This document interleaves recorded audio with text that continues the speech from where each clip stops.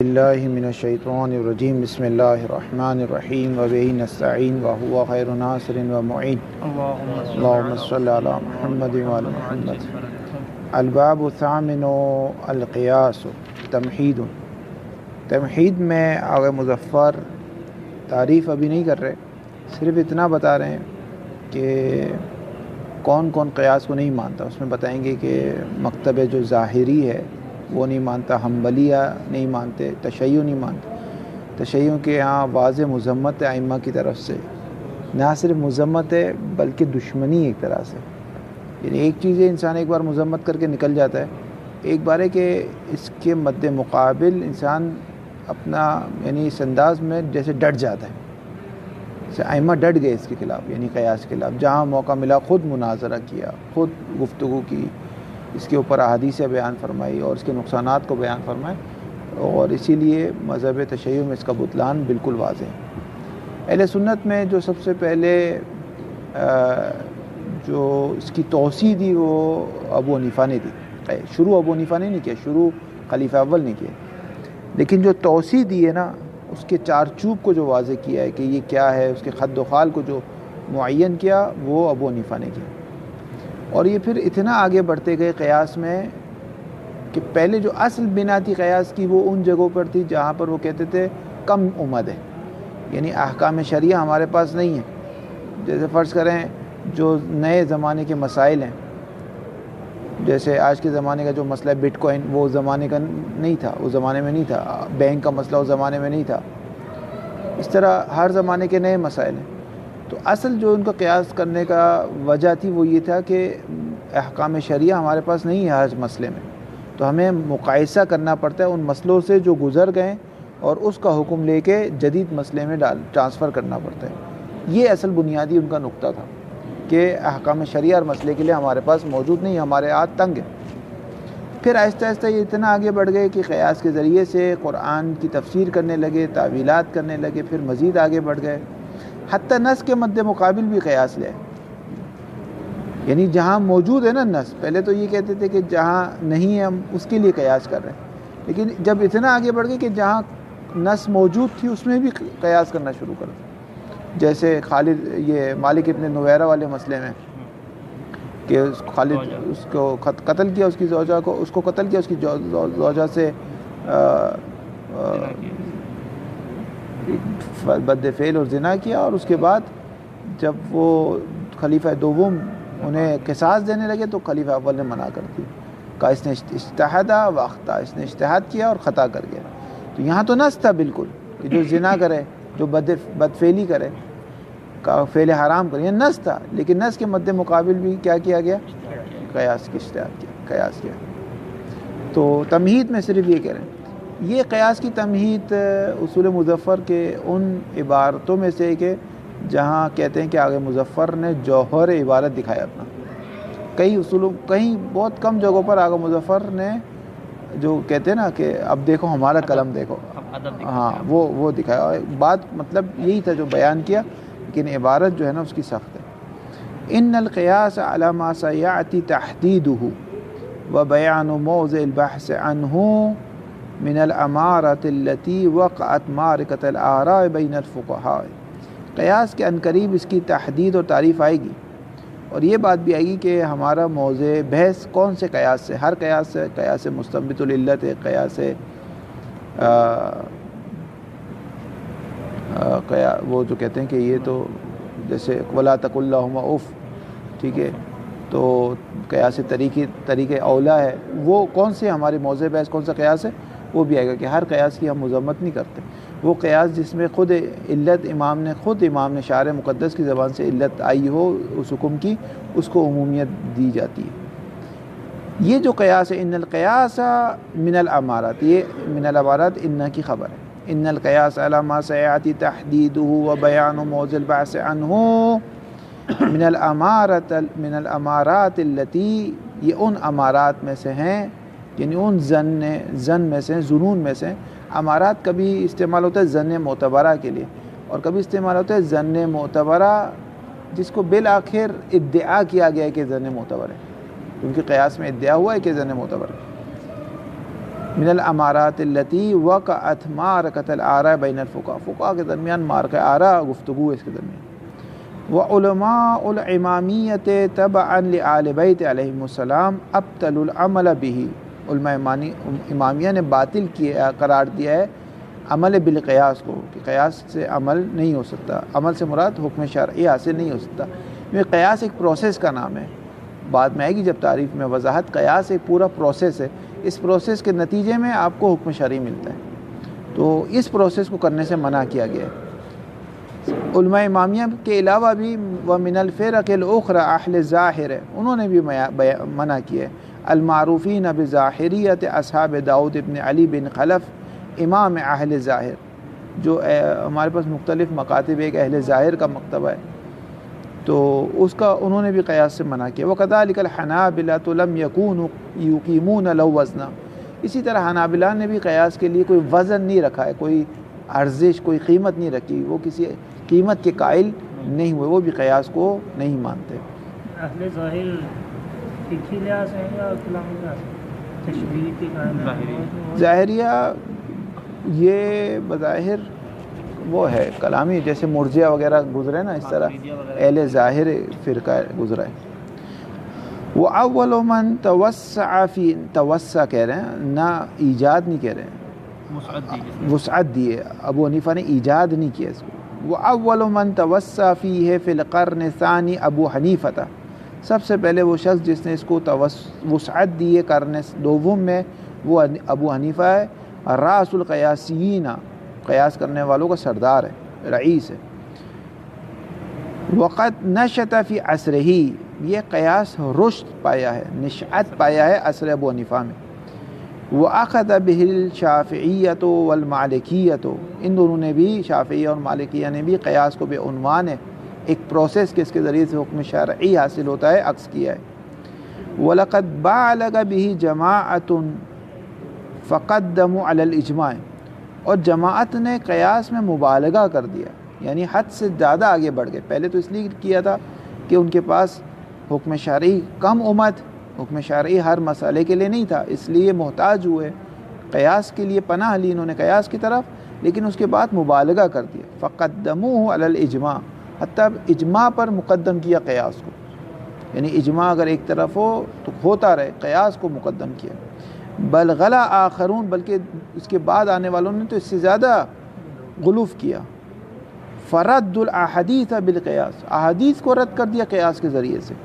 وربما صار بعضهم يعول الآیات بالقیاس، اور بعض نے تو تعویل کی آیت قرآنی کی قیاس کے ذریعے سے، اور بعض نے تو نص پر اس کو مقدم کر دیا. آگے بات آئے گی، نص پہ بھی مقدم کر دیا.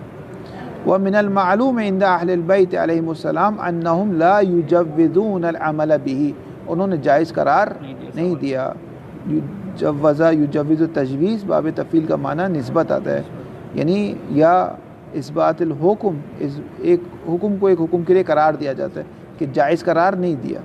وقد شاع عنہم، اور یہ بات شیوع رکھتی تھی، مشہور رکھتی تھی اہل بیت کے نزدیک، کہ ان دین اللہ لا یصعب بالعقول، عقل کے ذریعے سے دین نہیں سمجھا جاتا، کیونکہ عقل میں اتنی طاقت نہیں ہے کہ وہ مصلحت اور مفسدے کو درک کر سکے. حکم کے پیچھے ایک مصلحت ہے، اس کو درک کرنا عقل کی بس کی بات نہیں ہے. مثلا سارے عقلاء جمع ہو جائے حضرت آدم کے زمانے سے تا قیام قیامت، اور سوچیں کہ فجر کی کتنی رکعت نماز ہونی چاہیے، درک نہیں کر سکی. نہیں، یہ ان کے بس، یہ عقل کا احاطہ نہیں ہے یہاں پر. وَإِنَّ سُنَّةَ إِذَا قِيسَتْ مُحِقَّ الدِّينِ، اور سنت کو اگر مقایسہ کیا جائے گا تو محق الدین، تو دین کیا ہو جائے گا، نابود ہو جائے گا.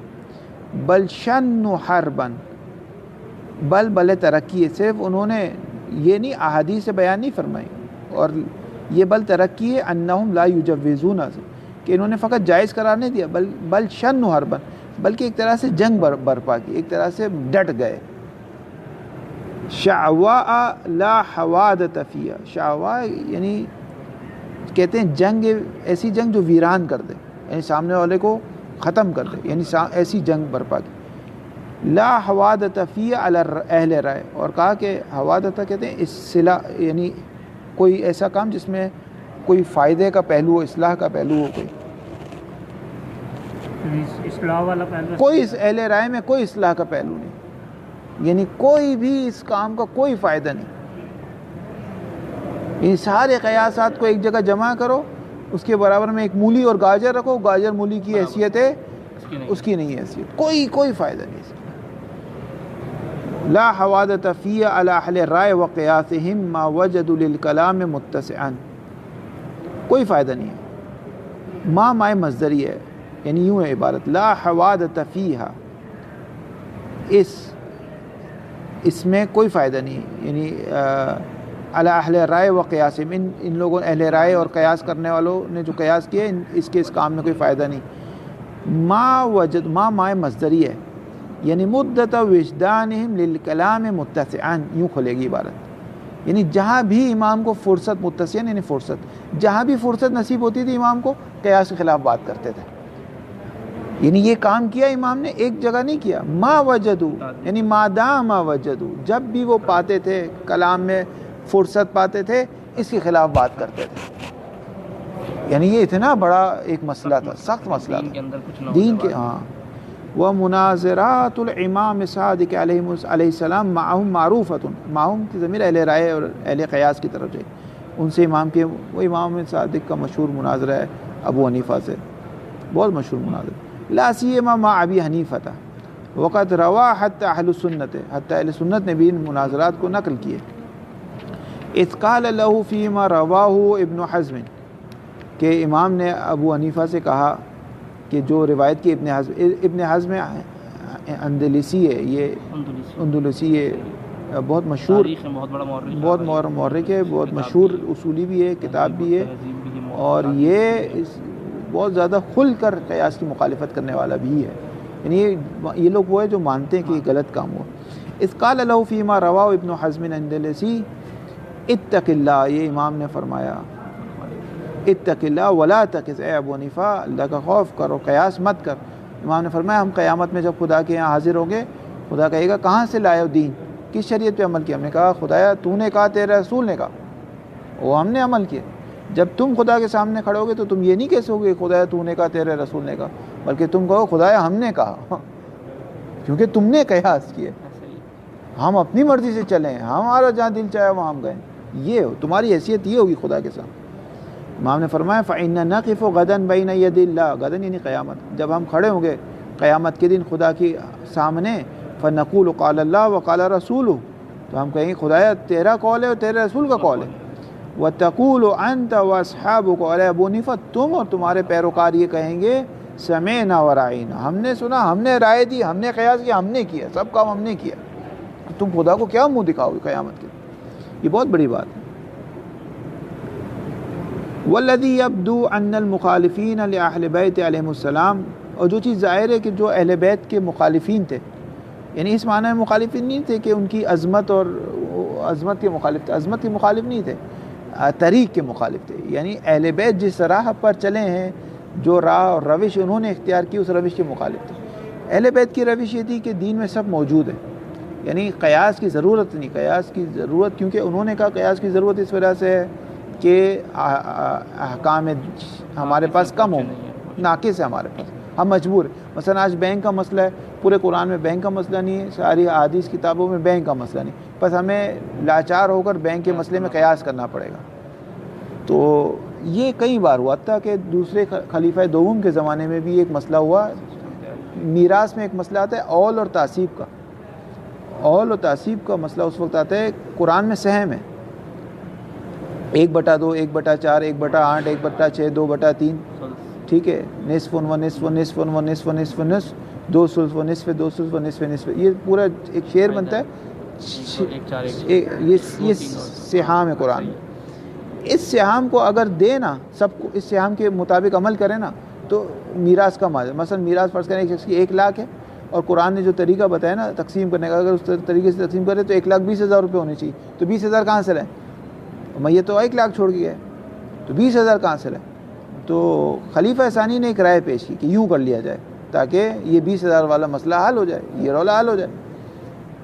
مولا کائنات نے اور عبداللہ ابن عباس نے دونوں نے خلیفہ دوم سے مخالفت کی اور مناظرہ کا، بلکہ کہا مناظرہ بھی نہیں کریں گے، کعبے کے پاس بیٹھ کر ایک دو مباہلہ کریں گے، ایک لعنت کریں ایک دوسرے پہ.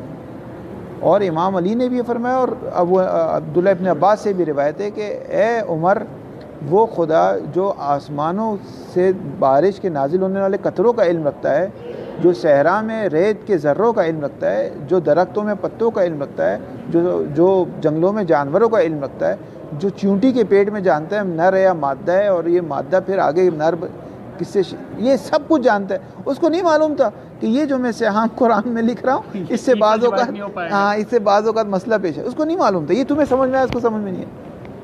اصل دیکھیں، اصل مسئلہ یہ تھا توحید ان کی بہت کمزور تھی. اصل توحید بہت کمزور.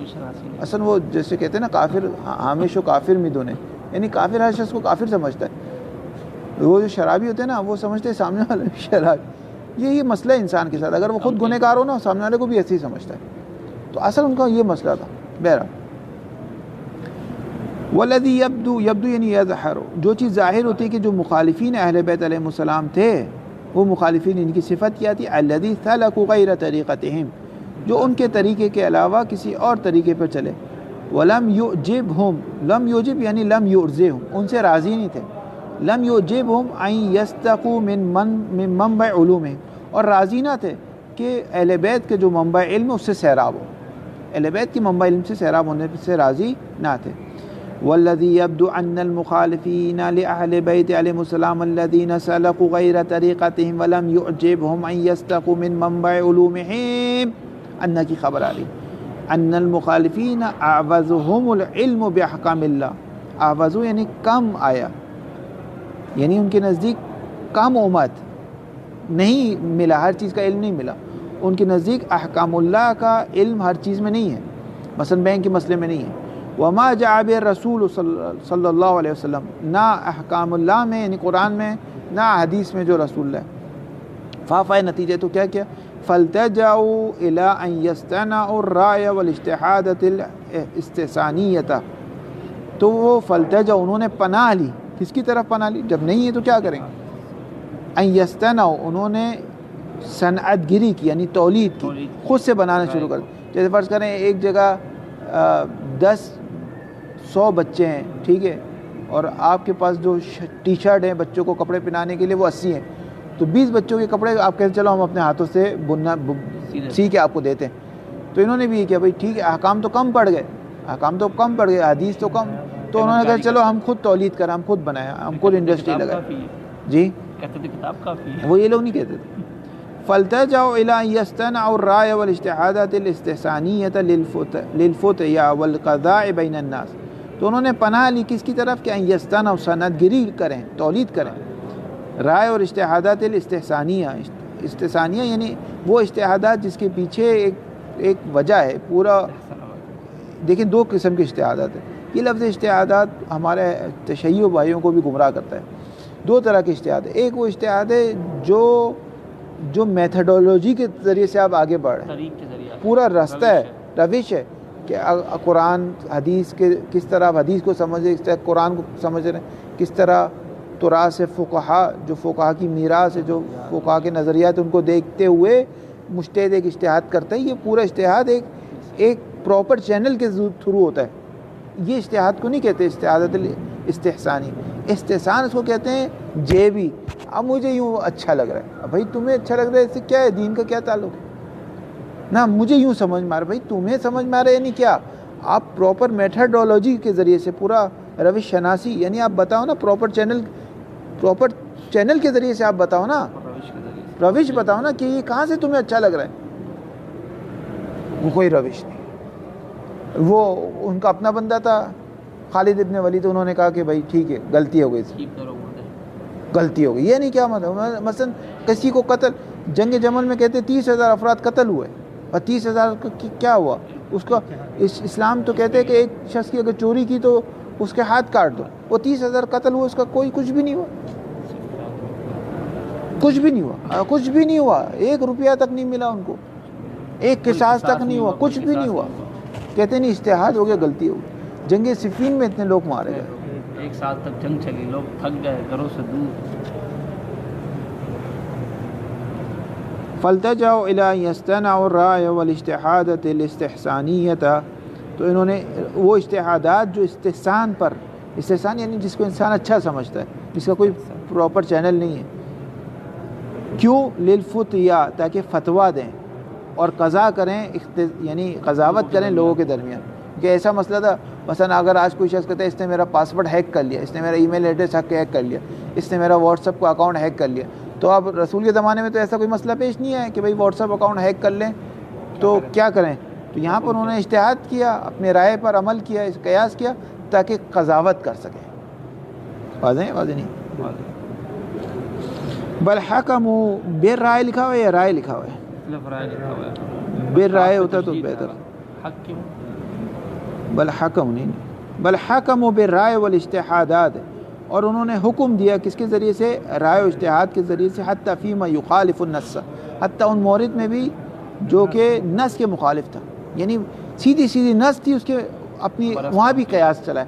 حالانکہ اگر دیکھا جائے نا تو وہاں تو قیاس کی ضرورت نہیں تھی آپ کو، حکم تو موجود ہے، کیونکہ وہاں تو حکم موجود ہے، نص ہے. بل ہاں مسئلہ یہ تھا.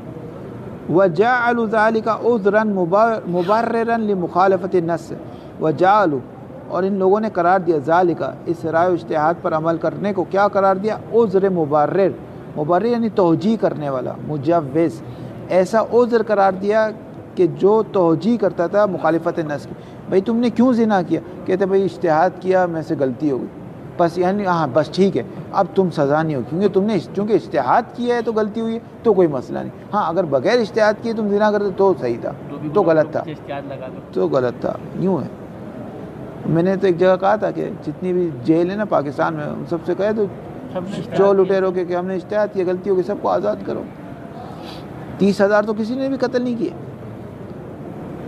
او جعلوا ذلك عذرا مبررا لمخالفة النص كما في قصة تبریر یعنی آزاد کرنا، كما في قصة تبریر الخلیفة الاول لفعلة خالد بن ولید في قتل مالک بن نویرہ، جیسا کہ تبریر خلیفۃ اول نے کس کے لیے؟ لفعلت، جو انجام دیا خالد ابن ولید نے کس چیز میں؟ مالک ابن نویرہ کے قتل میں. اصل قتل بھی نہیں کرنا تھا. مالک ابن نویرہ نے یہ نہیں کہا تھا کہ میں زکوٰۃ نہیں دوں گا، یہ نہیں کہا تھا. اس نے کہا تھا آپ کو زکوٰۃ نہیں دوں گا، یہ کہا تھا. اس نے کہا تھا زکوٰۃ دوں گا مولا کائنات کو دوں گا، آپ کو نہیں دوں گا، کیونکہ یہ بہت بڑا ظلم ہے. مالک کے ساتھ بہت بڑا ظلم ہوا. فی قتل مالک ابن نویرہ، وہ حالیہ وقت خلا بزوجتہ لیلۃ قتلہ، اور خلوت کیا، یعنی یہ کنایہ زنا کا، کہ زنا کیا اس کی زوجہ سے اسی کے قتل کی رات. یعنی ایک تو اس کو یہ کہ میرا شوہر قتل کر دیا گیا، اس کا غم، اور دوسرا یہ. فقال عنہ، تو خلیفہ اول نے اس کے لیے کہا انہ اجتہد فاخطا، اس غریب نے اجتہاد کیا، بیچارے نے خطا کر دی، اس کو چھوڑ دو. یہ کب کہا؟ وذلك لما اراد الخلیفۃ عمر بن الخطاب ان یقاد به ویقام علیہ الحد، یہ اس وقت ہے جب خلیفہ دوم نے ان یقاد به یعنی قصاص کا ارادہ کیا. به کی ضمیر خالد کی طرف جائے گی، خالد بن ولید کی طرف. ویقام علیہ الحد، اور حد کو خالد پر جاری کرنے لگے خلیفہ دوم. تو خلیفہ اول نے دیکھا کہ تو مین بندہ ہے ہمارا، کہا نہیں یہ کام نہ کرو، اس نے تو اجتہاد کیا اور خطا کیا. وکان الرائے والقیاس غیر واضح المعالم عند من کان یاخذ به من الصحابة والتابعین. یہ جو رائے اور قیاس ہے کہ بھائی ہر چیز میں کہہ رہے ہو ہم نے قیاس کیا، ہر چیز میں کہہ رہے ہو، تو یہ کیا ہے؟ یعنی یہ کون سی بلا آ گئی؟ یہ بتاؤ تو صحیح کیا چیز ہے.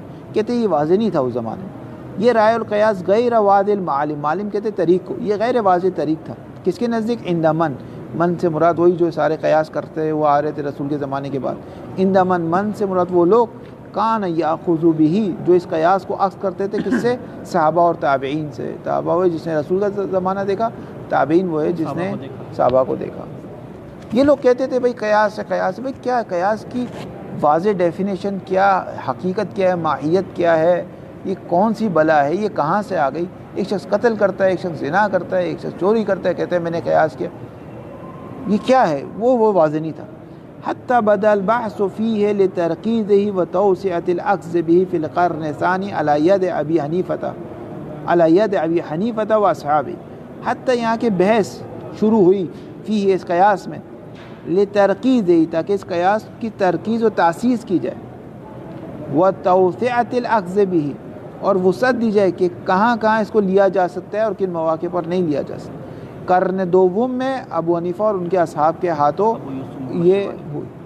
ثم بعد ان اخذت الدولة العباسیۃ تساند اہل القیاس، اس کے بعد دولہ عباسیہ نے تساند یعنی حمایت کی، اہل قیاس کی بہت زیادہ حمایت ملی، یعنی حمایت سیاسی بہت ملی انہیں، کیونکہ ان کا بڑا فائدہ تھا۔ بعض اوقات جیسے باپ نے ایک شادی کی ایک کنیز سے، بیٹے کو پسند آ گئی باپ کے انتقال کے بعد، ہارون رشید کے دور میں ہوا، تو اس نے کہا بھائی یہ تو کنیز مجھے بڑی خوبصورت لگتی، کہتے تمہارے باپ کی بیوی ہے، تمہارے باپ کی کنیز ہے، تو کہا کیا ہوا اس میں، کہا نہیں ہو سکتا، تمہارے باپ اس کے، تو پھر بولا ہاں بھائی کوئی کرو، کوئی قیاس ویاس کرو، کچھ کرو، حلال کرو اس کو، حلال کرو، اس طرح ہوتا تھا۔ یعنی قیاس، بادشاہ تو بادشاہ ہوتے ہیں، خلیفہ تو خلیفہ ہوتے ہیں، ان کو جو بھی چیز کام ہونا تو قیاس ایک حل تھا، اس کے ذریعے سے سارے کام جو ہے نا ہو جاتے تھے، تو وہ بڑی حمایت کرتے تھے قیاس۔ حالانکہ یہ جو بنو عباس تھے، دولت عباسی تھی، یہ انہوں نے چن چن کے قبروں سے نکال کے مارا ہے ان کو، یعنی نفرت کرتے تھے ان سے، لیکن روش انہیں کی تھی، یوں ویسے نفرت کرتے تھے بنو امیہ سے، بنو عباس، اور یعنی کہتے تھے اہل بیت کو یا لسارت الحسین کا جو تیسرا نعرہ لگا وہ ان کی طرف سے لگا، ایک توابین نے لگایا، ایک امیر مختار نے لگایا، تیسرا انہوں نے لگایا، لیکن روش وہی تھی۔ اہل بیت نے اتنا منع کیا قیاس پہ نہیں چلو، وہ نہیں مان رہے۔ وبعد ظہور النقاد له، اور بعد یہ کہ نقاد یعنی جو تنقید کرنے والے ہوتے، جب تنقید کرنے والے آئے کہ بھئی یہ کیا ہر چیز پہ قیاس قیاس قیاس، انبرع جماعت من علمائہم لتحدید معالمہم، معالم یعنی راستے کو، انبرع یعنی ذمے لیا، تو علماء کی ایک جماعت نے اپنے ذمے لیا کہ وہ اس قیاس کے تحدید کریں، معالم کو روشن کریں، طریق کو واضح کریں، و توسیع ابحاثی، اس پہ گفتگو کی جائے، ووضع القیود، جو قید لاجز اس کو لائیں، والاستدراکات له حتی صار فنا قائما بنفسه، تاکہ ایک فنی بات ہو، یہ معلوم ہو، خد و خال اس کے واضح ہو کہ بھئی یہ ہے کیا۔ ونحن يهمنا منه البحث عن موضع الخلاف، ونحن يهمنا من البحث عن موضع الخلاف فيه وحجیت فنقول، ہمارے لیے ضروری ہے کہ ہم بحث کریں موضع اختلاف کہاں ہے، حجیت کیا ہے، کون سا قیاس حجیت ہے، کون سا حجیت نہیں ہے، فنقولو تو ہم یہ کہیں گے۔ ٹائم ہے 15 منٹ۔ تعریف القیاس، دیں پین دے، پیپر دیں، پیپر ہے؟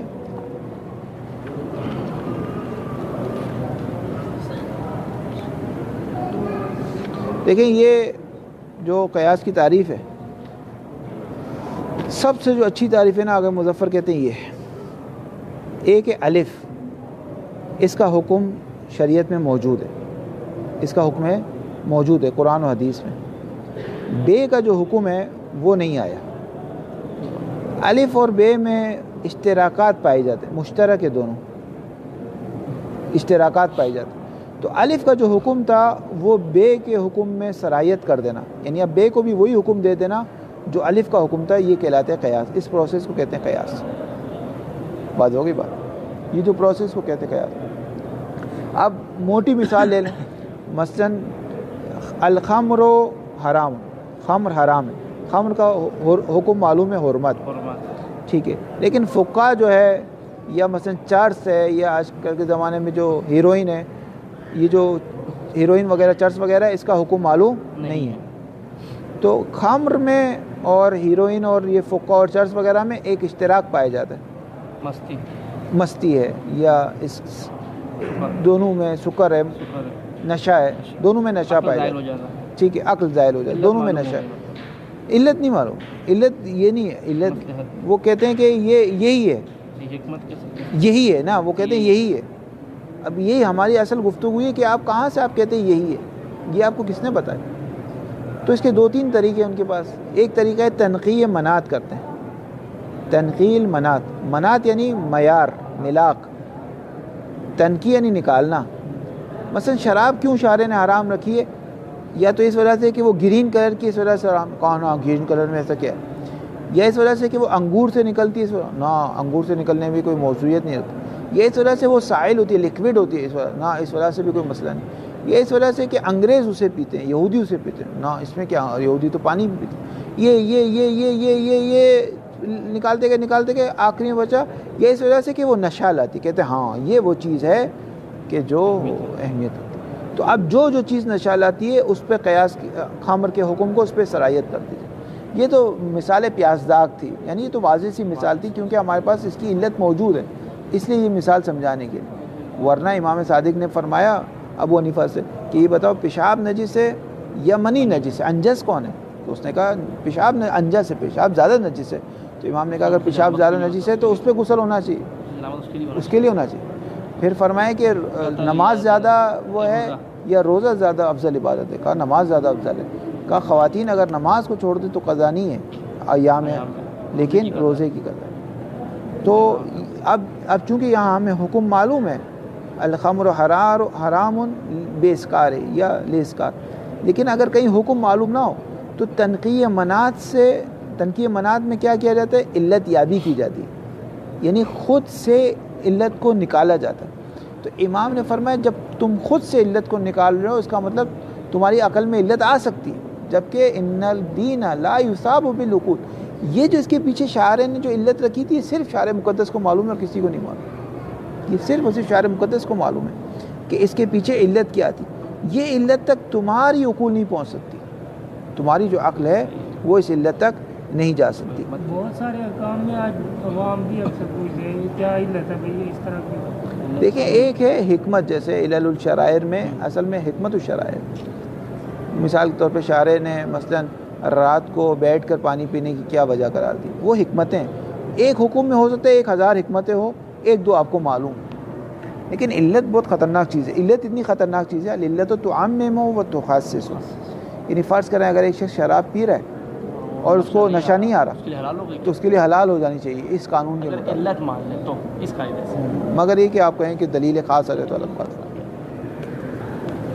تعریف القیاس، بس قیاس کی تعریف سمجھ میں آ گئی کیا کہ ان خیر التعریفات للقیاس فرعین، ہماری نظر میں جو بہترین تعریف ہے، بہترین کس اعتبار سے آخری صفحے میں بتائیں گے، بہترین اس اعتبار سے کہ اس پہ کم سے کم مناقشہ ہو سکتا ہے، کم سے کم اس میں اشکالات ہو سکتے ہیں۔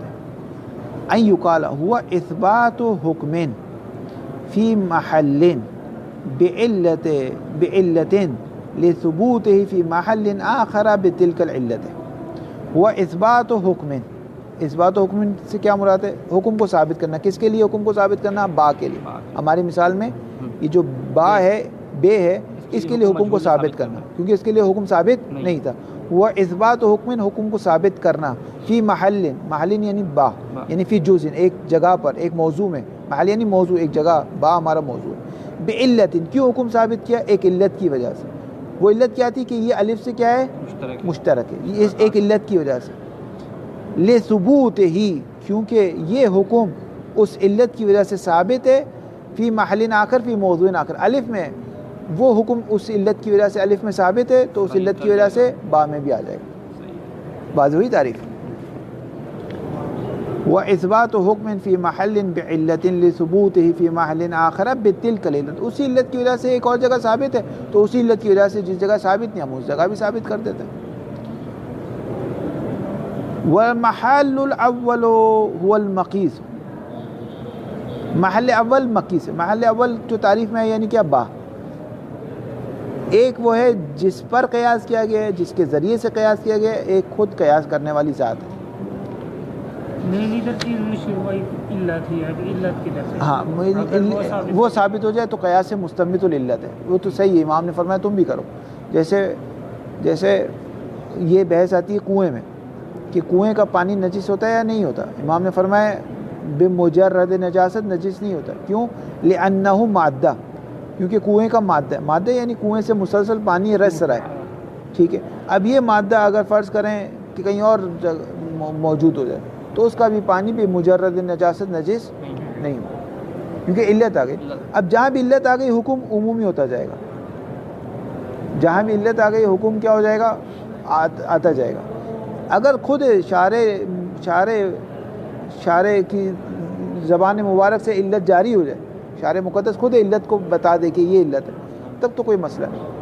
عقل درک نہیں کر سکتا. لیکن خود عقل آپ کی بغیر ہی کہ شارع خاموش ہے، آپ کہیں گے یہ علت ہے، یہ کہاں سے لائے؟ ممکن ہے آپ جس کو علت کہہ رہے ہو وہ جز علت ہو، ممکن ہے آپ جس کو علت کہہ رہے ہو وہ علت ہو لیکن علت غیر بدیلہ ہو، ممکن ہے جس کو آپ علت کہہ رہے ہو وہ علت نہ ہو حکمت ہو، ممکن ہے جس کو آپ علت کہہ رہے ہو نہ وہ علت ہو نہ وہ حکمت ہو. امکانات موجود ہیں. 23-24 احتمالات اس میں آ سکتے ہیں. میں نے ایک وہ لکھا تھا قیاس پہ، ایک پایہ نامہ لکھا تھا، اس میں 23-24 احتمالات لکھے تھے کہ ممکن ہے یہ ہو، ممکن ہے یہ ہو، ممکن ہے یہ ہو.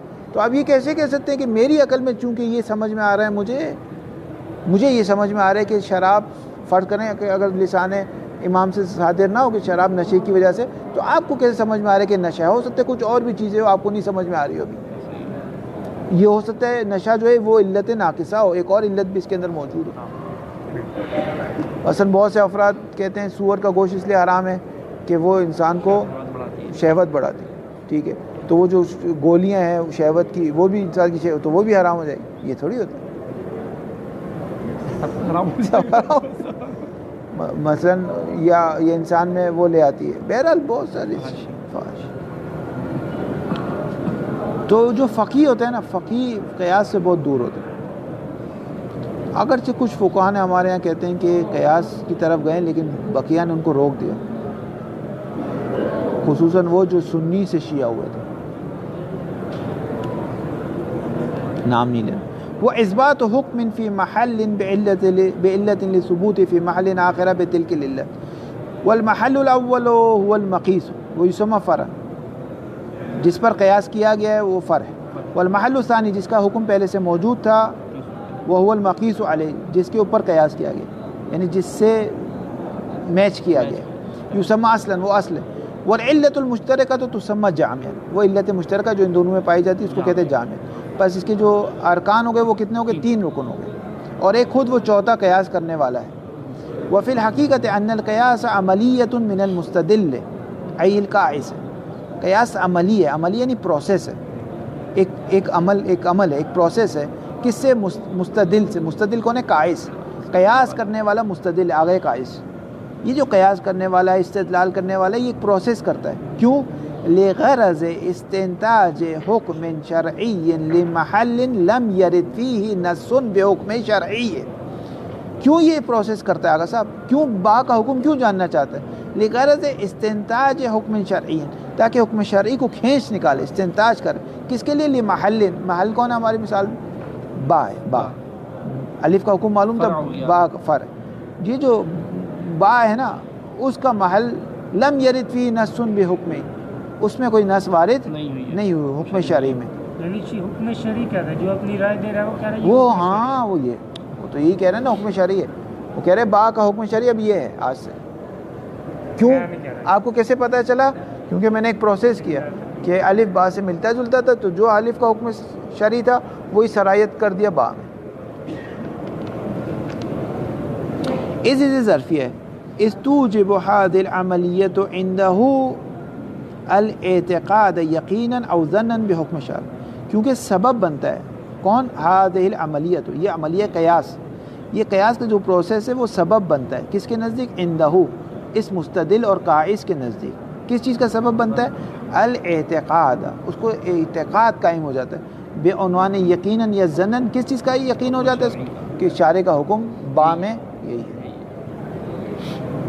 والعملیۃ القیاسیۃ ہی نفس، عملیہ کے اب وہی ساری چیز دوبارہ ریپیٹ کر رہے ہیں جو ابھی ہم نے آپ کو بتایا نا، وہی دوبارہ ریپیٹ ہو رہی ہے. والعملیۃ القیاسیۃ ہی نفس حمل الفرع علی الاصل فی الحکم ثابت للاصل شرعا، اصل کے لیے جو حکم شرعا ثابت تھا، فرع کو بھی اصل سے مقایسہ کیا گیا تاکہ بے کو بھی وہی حکم دے دیا جائے. فیؤتی القائس حکما للفرع، قائس کیا کرتا ہے؟ فرع کو حکم دے دیتا ہے. فرع کون ہے ہمارے مثال میں؟ با.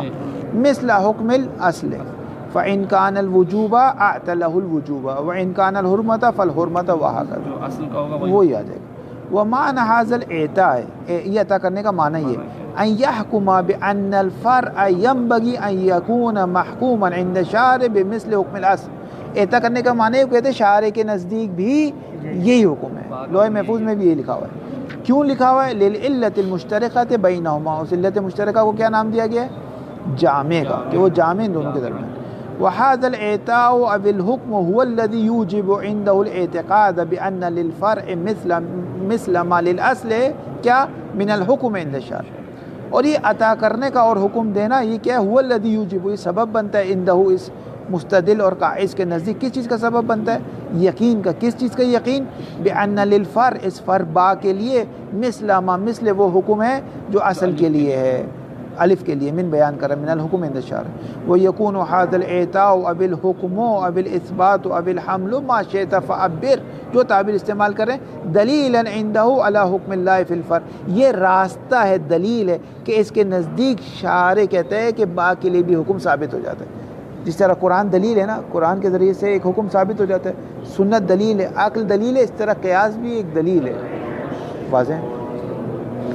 وعليه فالدليل هو إثبات الذي هو نفس عملية الحمل وإعطاء الحكم للفرع من قبل القائس. والنتيجة الدليل، نتیجہ کیا نکلے گا؟